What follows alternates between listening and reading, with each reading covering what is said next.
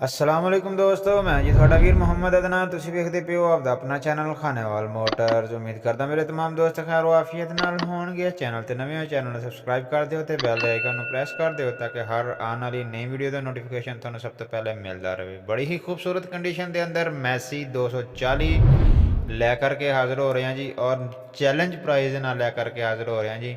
एक गड्डी सिर्फ जी जी थोनों इंशाल्लाह 6.5 लाख रुपए के मिल जाएगी। ठीक है, मालकों का रबता नंबर भी मैं स्क्रीन पर शो कराँगा, तुम उन्होंने रबता कर सकते हो। अच्छा, गड्डी की टोटल कंडीशन जी जी थोड़े सामने माशाल्लाह 7-8 मॉडल गड्डी है जी।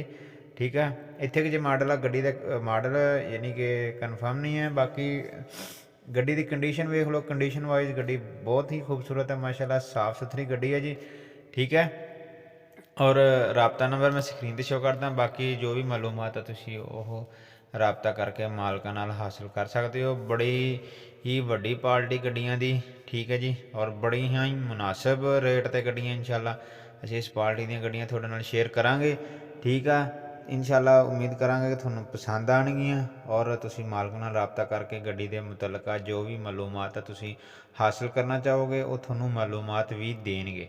ठीक है जी, मालकां दा रबता नंबर भी मैं स्क्रीन पर शो कर देना, तुसीं हर लिहाज नाल उन्हां नाल गलबात कर सकते हो।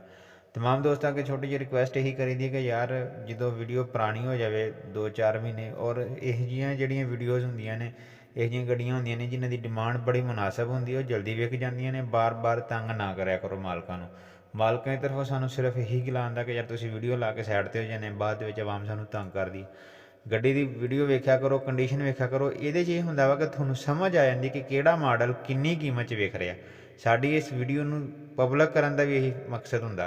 उम्मीद करांगा दोस्तों ने वीडियो पसंद आएगी। इंशाल्लाह मिलांगे किसी दूसरी नई वीडियो के नाल। अपना बहुत सारा ख्याल रखा जी, दुआवां च याद रखा जी। अल्लाह हाफिज़, अस्सलाम वालेकुम।